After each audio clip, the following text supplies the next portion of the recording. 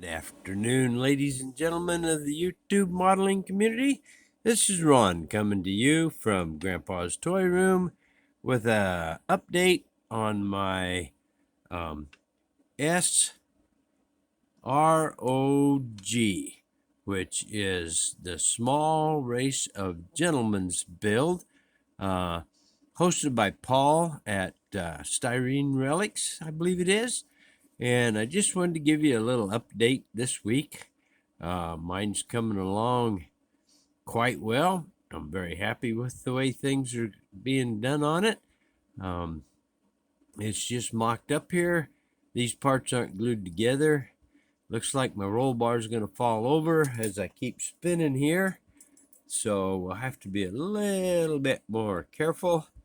The gas tank there on the back, you can see I scratch built that out of sheet styrene and a little bit of sanding and work, and come up with a nice little gas tank for it. My roll bar is just sitting in there, and I'm going to take it out anyway, and we're just going to start disassembling it here on the turntable for you, just so you can see. We've got the seat all done and distressed. Come on, baby, focus. Maybe I need to move my hand out of the way. Anyway, doesn't matter. You can see it's all distressed and looking a little natty. The interior, we put a real heavy black wash over the top of it so that it would look kind of scruffy and bad inside. I don't know what I'm going to do with the color for the body yet. I have started doing the steering setup on it. Have a little steering rod built over here that's coming out of the side of the cowl. Come on, baby, focus, please. It don't want to focus. There, it kind of did. Just made out of a steel rod and styrene, and it just slides in there right now. The body, I'm going to put some color on it yet, and I'm not sure exactly what color I want to use or how I'm going to do it. We're not going to do a nice spray paint job on it, that's for sure. Take the gas tank off because it'll fall off. The little engine is looking better and better.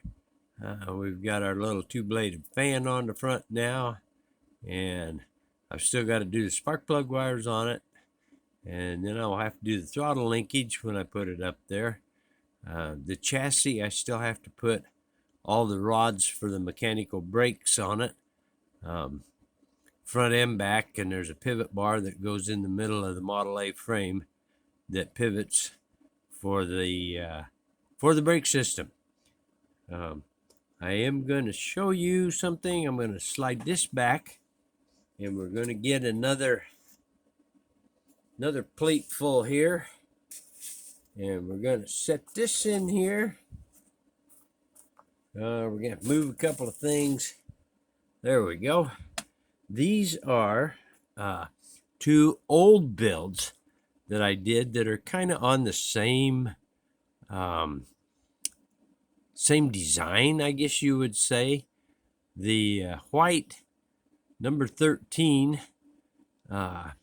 Model T Roadster I built probably at least 10 years ago, and it was pretty much like my Race of Gentlemen build right now, pretty much built out of the junk box. We did use the Model T chassis on this one, so there's not much underneath there at all when it comes to a Model T. And we used the little Model T 4-cylinder engine in it, only we put hop-up goodies on it, put the dual carbs and the Zoomy pipes on it. What I was doing was just building a replica of a early 40s, maybe even late 30s dirt track racer like they had out in California. And then the 29, I built it, I think about 4 years ago. And this one I was doing kind of as a buddy build with Third Gear Speed Shop that used to put a lot of videos on YouTube. Haven't seen one from him for a long time now. But this one also came pretty much out of the junk box. I used a 32 chassis under it and a 32 Ford rear end, and you can see I did a lot of detailing on this one. You can see the fuel line running up there from the gas tank going clear up to the engine, and on the other side you can see the brake line coming off the master cylinder and running to brass lines to go back to the back and up to the front. We did 40 Ford hydraulic brakes on this one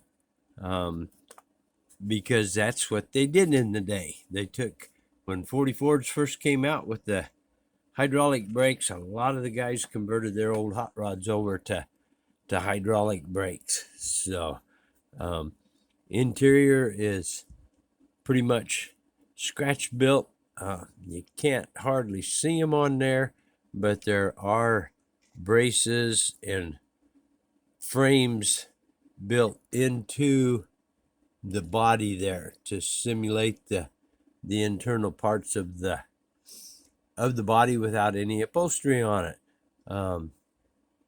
Same, you can see my steering and my little steering drop down there and shifter, and kind of see the pedals down there. When we come up to the engine compartment, we did quite a lot of detailing up here. You can see my fuel lines coming from the fuel block up to each one of the triple carbs.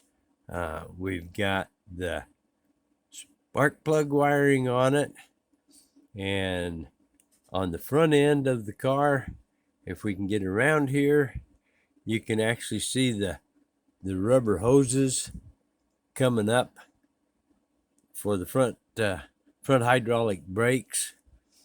We go around, maybe we go around without having a wreck. We go around to the other side, and if we can get up in here, you can see where I built the throttle linkage coming out and going to each one of the carburetors. The exhaust pipes are just very rough looking exhaust pipes, like a teenager or a very young man would build for his dirt track racer. So that's what this was representing. I shouldn't have put my hand in there, I'm sorry.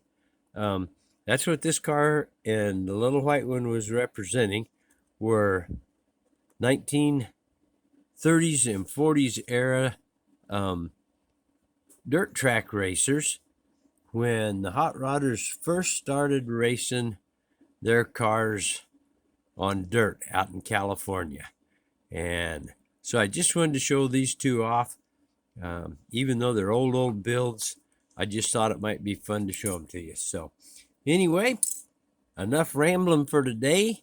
This is Ron saying thank you to all my subscribers, all the people that comment on my channel. Thanks so much. Hope you have a great rest of the weekend. This is Ron from Grandpa's Toy Room saying so long for now.